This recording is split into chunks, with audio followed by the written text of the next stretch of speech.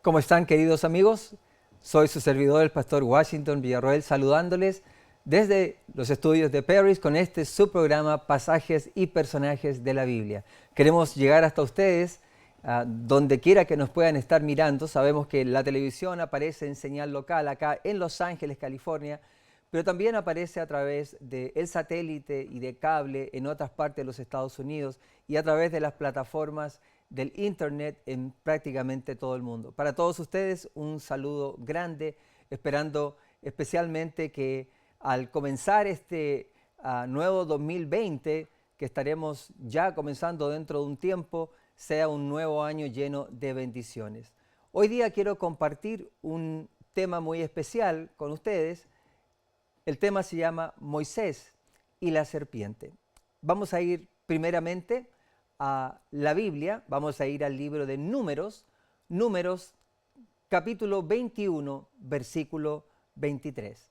Y dice así: Cuando el cananeo, el rey de Arad, que habitaba en el Negev, oyó que venía Israel por el camino de Atarim, peleó contra Israel y tomó de él prisioneros.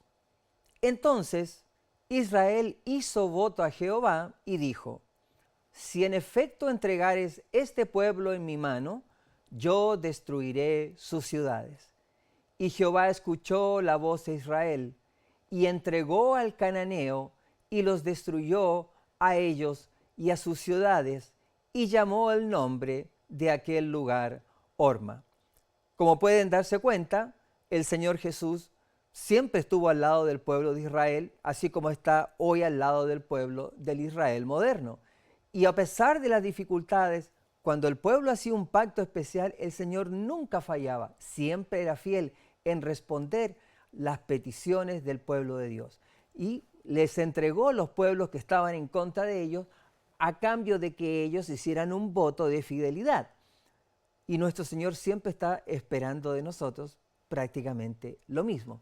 Sigamos leyendo, vamos al siguiente 21, Números 21, 4, 5. Dice: después partieron del monte de Or, camino del Mar Rojo, para rodear la tierra de Edom. Y se desanimó el pueblo por el camino. Y habló el pueblo contra Dios y contra Moisés: ¿por qué nos hiciste subir de Egipto para que muramos en este desierto? Pues no hay pan ni agua, y nuestra alma tiene fastidio de este pan tan liviano. Fíjense bien, queridos amigos, que el pueblo tiene un cambio brusco de un momento a otro. Primero hacen un pacto y después se vuelven en contra de Dios porque ellos, lo que sus ojos ven, no les gusta. Y eso nos pasa a todos nosotros muchas veces, porque nuestra visión, nuestra visual está puesta sobre las cosas terrenales en vez de las cosas celestiales. Y Dios tiene un propósito para nosotros, pero ese propósito muchas veces no va de acuerdo con lo que nosotros estamos viendo. Y eso era lo que ocurría acá. Estos israelitas, este pueblo de Dios, estaba descontento porque querían un tipo de pan más pesado, no el pan más liviano, el pan que Dios les estaba mandando, que era un pan hecho pero con todos los ingredientes que el cuerpo necesitaba, pero ellos querían cosas pesadas, querían sentir su estómago lleno, que es lo que ocurre con mucha gente hoy en día también. A pesar de que las cosas que comemos nos hacen mal, preferimos llenarnos o sentirnos llenos a sentirnos bien. Preferimos las cosas que saben bien en nuestra boca a las cosas que puedan hacernos mejor a nuestro sistema en general. Y comenzaron a murmurar por causa de eso. Y murmuraron contra Moisés, pero murmuraron contra Dios. Sigamos en nuestra historia. Números 21, 6 al 7. Y Jehová envió entre el pueblo serpientes ardientes que mordían al pueblo, y murió mucho pueblo de Israel. Entonces el pueblo vino a Moisés y le dijo: hemos pecado por haber hablado contra Jehová y contra ti. Ruega a Jehová que quite de nosotros estas serpientes. Y Moisés oró por el pueblo. Fíjense bien de que el pueblo se da cuenta que lo que le ha pasado es el resultado de su propia desobediencia, de sus propias malas decisiones, de haber hablado en contra del Dios del cielo.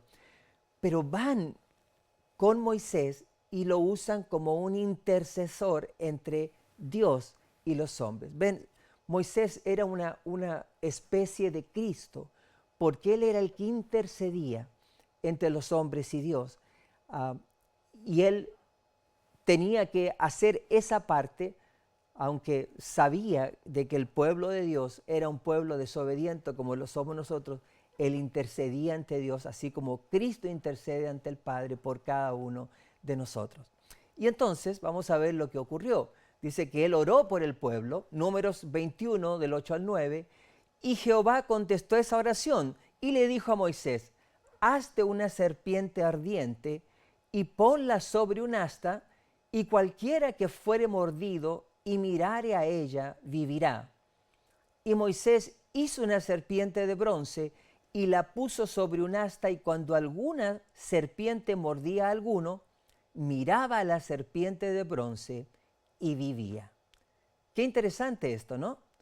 Ah, acá vemos claramente que el Señor le contesta la oración a Moisés y le dice, le pudo haber dicho que yo voy a retirar las serpientes, pero no le dijo eso, le dijo, mira, lo que tienes que hacer es construyete una serpiente y ponla sobre un asta y la pones en medio del campo para que todo aquel que es mordido por una serpiente, cuando mire a esa serpiente que está colgada, pues va a vivir. Extraño, ¿no? Extraño lo que el Señor le hizo hacer a Moisés, y la forma y la manera en que él se maneja o la instrucción que le dio para traer al pueblo sanación. Pero no podemos entender hasta cierto punto por qué escogió una serpiente misma, que la serpiente representa justamente el pecado, como ocurrió en el lugar del Edén. Pues vamos a ver un poco más adelante por qué el Señor hizo esto. La sierva del Señor nos da mucho más luz al respecto. En el libro Hijos e Hijas de Dios nos dice lo siguiente: el Señor Jesús había protegido a los hijos de Israel de las serpientes venenosas del desierto, pero ellos no conocían este aspecto de su historia. Los ángeles del cielo los habían acompañado, y en la columna de nube de día y de fuego de noche, Cristo había sido su protección durante todo el viaje. Pero se habían convertido en egoístas y descontentos, y a fin de que no pudieran olvidar el gran cuidado que había ejercido sobre ellos, el Señor les dio una amarga lección. Vemos acá de que el pueblo de Dios había tenido la protección por todo ese tiempo, porque las serpientes siempre estuvieron ahí, el calor sofocante, el frío de noche, todo eso eran protección y bendición que Dios tenía, pero el pueblo no llegaba a ver ni a apreciar eso, porque su visión estaba puesta sobre otras cosas. Pero yo le pregunto, ¿no estamos nosotros hoy día muy parecidos a ellos? El Señor hace toda clase de cosas por nosotros, pero nosotros estamos mirando a los demás. No, yo quiero el auto que tiene el vecino, yo quiero la casa, yo quiero el celular, yo quiero... Pero no vemos que nosotros a lo mejor tenemos salud, tenemos una familia sin problemas, tenemos tantas cosas. A lo mejor no tenemos las cosas maravillosas materiales que otros tienen, pero el Señor nos da cosas que son realmente de valor, pero a veces no las apreciamos. ¿Y sabe cuándo las apreciamos? Cuando las comenzamos a perder. Ahí nos damos cuenta de eso. Y fue la lección que les dio a ellos. O sea, ellos empezaron a dar cuenta de lo que tenían cuando habían perdido la protección de Dios. Sigamos en esta historia para que aprendamos y veamos un poquito más acerca de lo que ocurrió. El mismo libro, Hijos e Hijas de Dios, dice: permitió entonces el Señor que los mordieran serpientes venenosas, pero en su gran misericordia no dejó que perecieran. Se ordenó a Moisés que levantara la serpiente de bronce en el asta de la bandera y que proclamara que los que miraran vivirían. Y todos los que le hicieron vivieron, recuperaron la salud inmediatamente. Qué extraño símbolo de Cristo era la semejanza de la serpiente que los había mordido. Este símbolo debía ser levantado en el asta y ellos debían mirar para sanar. De la misma manera, Jesús fue hecho semejante a carne de pecado. vino como el que lleva el pecado. Ahora entendemos por qué el Señor permitió esto y por qué Él puso una serpiente colgada. Porque la serpiente que representaba el pecado, Cristo se hizo pecado en la cruz del Calvario. Y la palabra de Dios dice que era necesario que Él fuera levantado y todo aquel que lo mirara, y lo vamos a ver un poco más adelante, pudiese ser salvo. Ahora tiene un poco más de sentido. Él ya estaba en el tiempo de Moisés profetizando lo que Él iba a hacer más adelante, aunque estaba profetizado también a través de los sacrificios de que Él iba a morir. Pero el Señor nunca perdió de vista la oportunidad para mostrarle a su pueblo escogido las cosas que iban a ocurrir y lo mucho que los amaba. Lamentablemente nosotros somos un pueblo desagradecido, cuya mirada no está puesta en las cosas celestiales, sino en las cosas de este mundo, y no logramos ver lo que el Señor nos está tratando de mostrar. Sigamos adelante, el mismo libro, Hijos e Hijas de Dios, dice así: el mismo mensaje sanador y vivificador resuena hoy. Señala al Salvador levantado en el árbol de la vergüenza, o sea, en la cruz del Calvario. Se intima a los que han sido mordidos por la serpiente antigua, el diablo, a que miren y vivan. Considerad a Jesús vuestra única justicia y vuestro sacrificio, al ser justificados por la fe, la picadura mortal de la serpiente sanará. Qué interesante está esta cita de la sierva del Señor. Dice que esta serpiente representaba al Señor Jesucristo, porque Él se transformó en pecado. Pero hoy en día nosotros también tenemos el mismo problema y también tenemos las picaduras de serpiente, de la serpiente antigua, del dragón, de Satanás. Y es la picadura del pecado, porque usted y yo estamos invadidos de pecado. Nosotros nacemos con una inclinación a pecar y el medio ambiente todo es pecaminoso, por lo tanto es mucho más fácil pecar que mantenernos sin pecado. Por lo tanto necesitamos ayuda externa, primeramente para permanecer dentro del camino, segundo, para ser sanados. Si usted y yo no miramos a Cristo, nunca vamos a poder sanar de nuestros problemas, de nuestras enfermedades. Y la mayor enfermedad que usted y yo tenemos no es el corazón, no son los pulmones, no es la sangre, es la mente. Porque en la mente es donde ocurren todas las decisiones, todas las emociones, todos los sentimientos.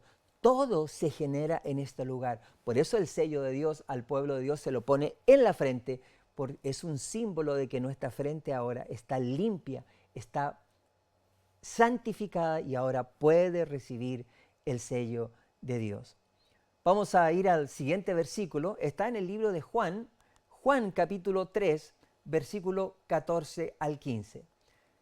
Dice así: como Moisés levantó la serpiente en el desierto, así es necesario que el Hijo del Hombre sea levantado para que todo aquel que en él cree no se pierda, mas tenga vida eterna.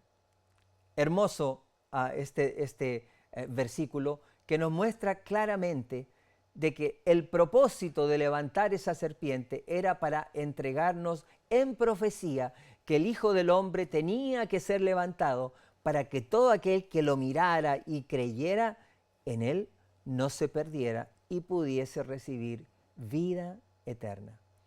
La realidad es que esto es una forma muy, pero muy abstracta, pero a la vez profunda de mostrar cómo Dios ha estado interviniendo constantemente en la raza humana para tratar de alcanzarlos y salvarlos. No se quedó con solamente enseñarles en los libros, también les enseñó en forma sistemática y en forma ilustrativa lo que Él estaba tratando de hacer para poder alcanzar la mente de ellos. Porque nosotros a veces nos sale más fácil mirar para poder entender, pero así todo el pueblo judío y nosotros mismos muchas veces no llegamos a captar lo que Dios trata de hacer en favor nuestro. Vamos a ir al siguiente versículo, está en Segunda de Reyes, capítulo 18, versículos del 1 al 4. Dice así: en el tercer año de Oseas, hijo de Ela, rey de Israel, comenzó a reinar Ezequías, hijo de Acaz, rey de Judá. Cuando comenzó a reinar era de 25 años y reinó en Jerusalén 29 años. El nombre de su madre fue Abí, hija de Zacarías. Hizo lo recto ante los ojos de Jehová, conforme a todas las cosas que había hecho David, su padre. Él quitó los lugares altos y quebró las imágenes y cortó los símbolos de acera e hizo pedazos la serpiente de bronce que había hecho Moisés, porque hasta entonces le quemaban incienso los hijos de Israel, y la llamó Neustán. ¡Wow! Ahora vemos algo que ocurre un poco después.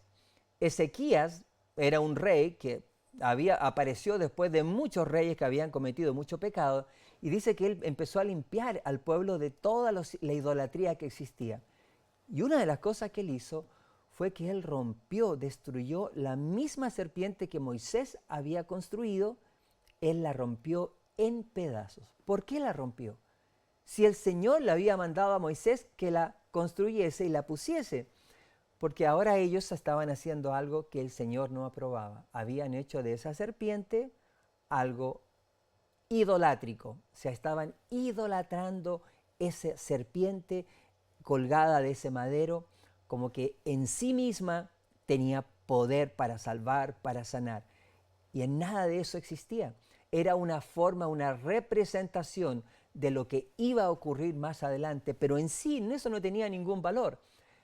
Por eso es que Ezequías, que entendió que era rey, que tenía el poder del Espíritu Santo, dice que lo destruyó porque estaban quemando incienso, las mismas cosas que hacían con los dioses paganos. Qué triste, ¿no? Que se haya llegado hacia un extremo sabiendo que tenían tanta luz. Pero yo le pregunto, hoy en día, y vamos a volver a nuestro PowerPoint para que veamos la siguiente foto que quiero mostrarles. Hoy en día, pues mucha gente está haciendo algo muy parecido. Si usted se da cuenta, tenemos acá que las personas empiezan a colgar cruces, como si fuera una señal de protección o de salvación, el hecho de que usted y yo nos colguemos una cruz alrededor del cuello, ya sea de oro, de plata, de madera, lo que sea, porque pensamos que en esa cruz hay poder. Las iglesias están poniendo cruces de todo tipo colgadas en las paredes, iluminadas, de metal, arriba, abajo, pequeñas, de todo tipo. Y le pregunto yo, ¿es eso algo correcto? Las personas se nos han enseñado a que tenemos que hacer la señal de la cruz. Se llama persignarse, ¿cierto? De arriba, la frente al pecho, y ahí está puesto como tiene que ser la persignación, y después hacen una cruz con los dedos y besan la cruz en señal de que la cruz nos está protegiendo.